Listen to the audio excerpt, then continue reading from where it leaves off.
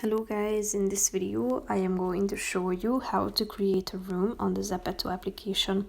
But first I just want to mention, don't forget to subscribe to my channel because at 10,000 subscribers I am going to show you my whole YouTube revenue statistics and growth strategy, how to make money online. Now let's jump into it. First of all, open the app on your phone, then click on this second button down below, and after that tap on the create room button at the top of the screen.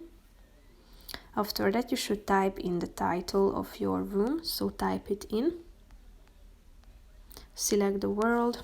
Here you can find the recommended options, but you can also use the search bar to search for world. Tap on the relevant one, and then you can set it to private if you would like to by tapping on this button on the right side of the screen.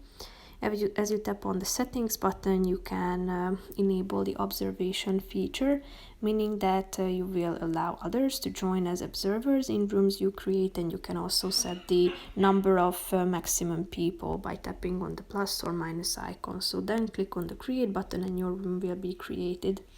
So that's pretty much it for this video, guys. See you in the next one. Bye bye.